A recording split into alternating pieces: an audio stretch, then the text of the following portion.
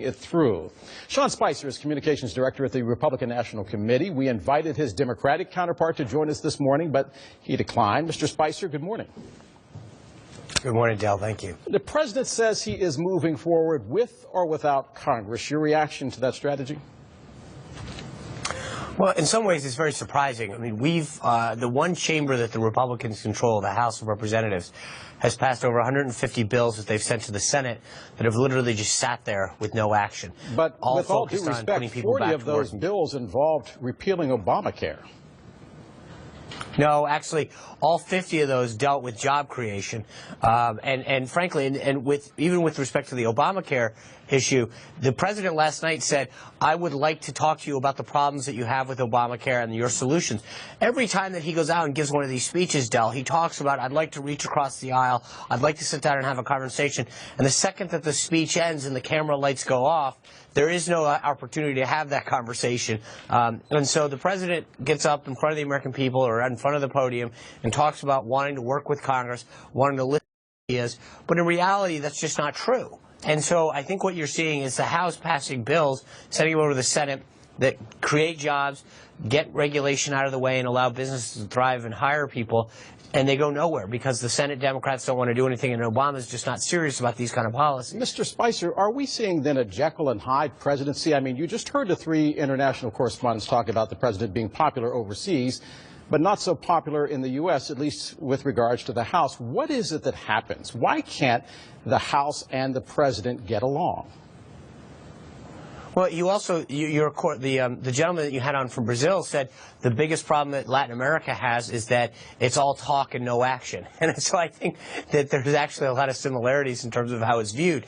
That we see a lot of great speeches, a lot of interesting ideas, but literally no follow-up. And part of the thing that was interesting is that if you read a lot of the analysis from last night, the words like small ball come up over and over again. His own aides were talking about, trying to get small things done. They've given up on big ideas, and it's not just that they've given up on the big ideas. They've realized that when they go out and they've given these speeches 5 or 6 times, and when they look back at the end of the year, that it's great to say a lot of these things, but when you don't get anything accomplished and you actually don't reach across the aisle, and all that you've actually done on some of these issues is give another speech or issue a talking point, that's not action. And so part of the reason that you're seeing them go to a strategy of executive orders is because I don't think that there's a genuine desire to work with Congress on getting a lot of these things done. Mr. Spicer, one of the things that the Democrats complain about is which Republican Party are they talking to? And one of the reasons they say that happened last night. There were 3 separate responses on the Republican side of the aisle with regards to the President's State of the Union address. Which response was from the Republican Party? Which one did you endorse? Well, first of all, I watched.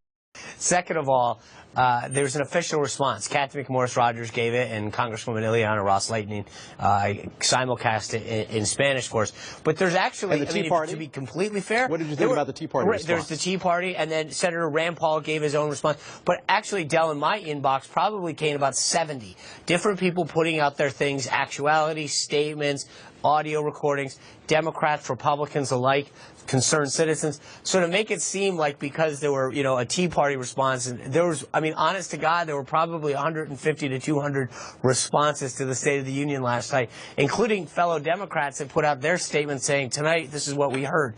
So this is what America's all about. And frankly, I think it's a pretty good thing when the Republican Party is getting out there with different voices, speaking to different elements of our party, saying, hey, here's why we think we have a better alternative to move this country forward. I noticed you're smiling because there were a lot of voices out there. So let me ask you, I'll throw you a softball. Are you more optimistic that 2014 is going to be better than 2013? And I guess I should phrase the question, could it possibly have been worse?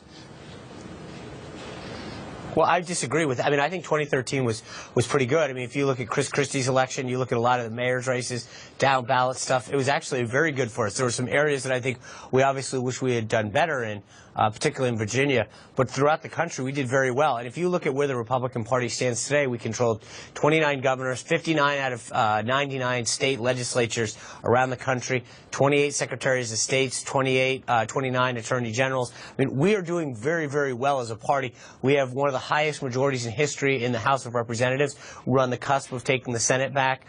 So the party is actually doing very, very well. I think there's no question that we've had a trouble the last 2 cycles winning the White House.